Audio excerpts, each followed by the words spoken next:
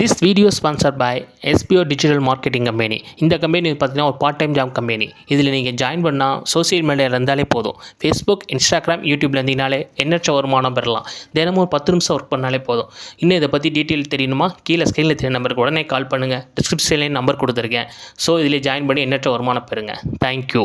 Skip பண்ணாதீங்க. பெரிய தப்பு. தினம் 300 ரூபாய் சம்பாதிக்க அரிய வாய்ப்பு. இன்ஸ்டாகிராம், ஃபேஸ்புக் பயன்படுத்த தெரிந்தால் போதும். Content post and content publishing மூலமா தினம் 300 ரூபாய் சம்பாதிக்கலாம். இந்த வேலை செய்ய 5 நிமிடம் போதும். Work training support, group communication support, all language customer live chat support, முக்கியமா சொந்தமா ஒரு பிசினஸ் ஸ்டார்ட் பண்ற அளவுக்கு உங்களால கற்றுக்கொள்ளவும் முடியும், சம்பாதிக்கவும் முடியும். இந்த வேலை வாய்ப்பு வழங்குவது 5 வருடத்திற்கு மேல ரன் ஆகிட்டு இருக்க நம்ம தமிழ்நாட்டு company school of business organisation private limited. மேலும் விவரங்களுக்கு டிஸ்கிரிப்ஷன்ல கொடுத்திருக்க நம்பருக்கு வாட்ஸ்அப் பண்ணுங்க. புறங்கூறுதல், அதாவது அடுத்தவங்களை பற்றி நான் பேசுகிறேன், பேசக்கூடாதுன்னு எனக்கு தெரியுது, ஆனாலும் நான் பேசுகிறேன், என்ன செய்யறது அப்படின்னு கேட்குறாங்க. நல்ல ஸ்பிரிச்சுவல் கேள்வி இது. அதாவது அவங்கள குற்றமாக இதை நம்ம சொல்ல முடியாது. அவங்களுக்கு புறங்கூறது சரியானு கேட்டுறாதீங்க. புறங்கூறது தப்பு. பைபிள் படி வசனம் சொல்லுது. சங்கீதம் 15:2 ரோமர் 1:30, 2 கொரிந்தியர் 12:20, 1 பேதுரு 2:2 இந்த வசனங்கள் எல்லாவற்றிலும் புறங்கூறுதலை வேதம் நேரடியாக எதிர்க்கிறது. புறங்கூறது ஒரு பாவம்னு சொல்லுது. அடுத்தவங்களை பற்றி பேசுறது ஒரு பாவம்னு அந்த இடத்துல வசனம் சொல்லுது. அப்போ நான் என்ன செய்யறது? இது யூஸ்வலாக இருக்கக்கூடியதான, நம்ம ரட்சிக்கப்படுறதுக்கு முன்னாடியிலிருந்து இருக்கக்கூடியதான ஒரு சுபாவம். இது மனிதனுக்கு இருக்கக்கூடிய ஒரு இயல்பும் கூட, புறங்கூறுதல். ஆனால் நீங்கள் இதை புரிஞ்சுக்கணும். இந்த புறங்கூறுதலுடைய பேஸ் யாரு அப்படின்னு பார்த்தீங்கன்னா, இரவும் பகலும் சகோதரரை பற்றி குற்றப்படுத்துகிறவன், அதாவது நம்மளை பற்றி இயேசுகிட்ட போய் புறங்கூறுறது யாருன்னு கேட்டால் பிசாசுன்னு பைபிள் சொல்லுது. இந்த புறங்கூறுதல் பிசாசினுடைய ஆவி. ஒரு மனுஷனை பற்றி நீங்கள் அங்கே பேசுறீங்களா, அந்த மனுஷன் அங்கே இல்லாவிட்டால் பேசக்கூடாதுன்னு ஒரு தீர்மானம் எடுங்க. இப்படி எத்தனையோ பரிசுத்தவான்கள் சொல்லி கொடுத்துருக்குறாங்க. ரெண்டாவது, நீங்கள் ஒருத்தர்கிட்ட பேசும்போது வசனம் தெளிவாக சொல்லுது, பக்தி விருத்திக்கு ஏதுவான வார்த்தைகளையே பேசுங்கள்.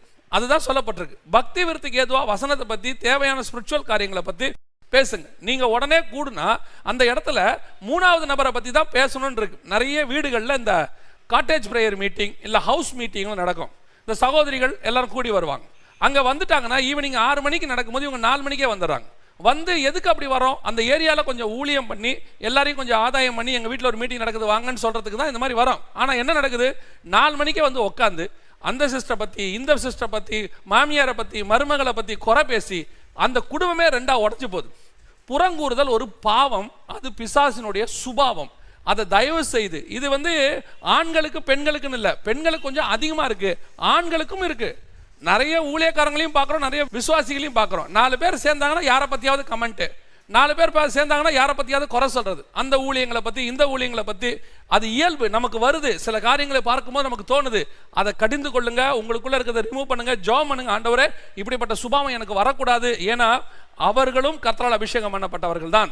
ஒருவேளை அவங்க தவறு செய்யலாம், அவர்களை திருத்துக்கிறதுக்கு தேவன் ஒரு அவகாசம் கொடுத்திருக்கிறார். அந்த அவகாசத்துல நீங்க அவங்கள போய் குற்றப்படுத்துறீங்க. இந்த குற்றப்படுத்துகிற சுபாவம் எப்பவுமே தப்பு. வேதத்தின்படி நான் ஏற்கனவே உங்களுக்கு எல்லா வசனத்தையும் சொன்னேன். இந்த வசனங்கள் எல்லாம் பாருங்க. குற்றப்படுதல், புறங்கூறுதல் வேதத்துக்கு புறம்பான ஒரு காரியமாய் காணப்படுகிறது. இந்த மாதம் மகனே, மகளே, நான் உன்னை வெறுமையாய் அனுப்புவது இல்லை. நீ இவ்வளவு நாட்கள் பிரயாசப்பட்டும் உன்னுடைய படகு வெறுமையாய் இருக்குமானால் இந்த மாதம் கர்த்தர் வாக்கு கொடுக்கிறார். உன் பிரயாசத்தினுடைய வெறுமையை மாற்றி உன்னை நிரம்பி வழிய பண்ணுவேன். கடந்த நாட்களிலே ஏற்பட்ட உபத்திரவம் உனக்கு வெறுமையை கொண்டு வருமே, ஆனால் கர்த்தர் சொல்லுகிறார், இந்த உபத்திரவ காலம் இந்த மாதத்தோடு முடிய போகிறது. இந்த உபத்திரவத்தின் முடிவிலே உன்னுடைய வெறுமையை நான் நிறைவாக்குவேன். மனிதன் உன்னை ஒருவேளை வெறுமையாய் அனுப்பி இருக்கலாம், உங்களுடைய ஓனர் வெறுமையா அனுப்பி இருக்கலாம், அம்மா அப்பாவே வெறுமையா அனுப்பி இருக்கலாம்.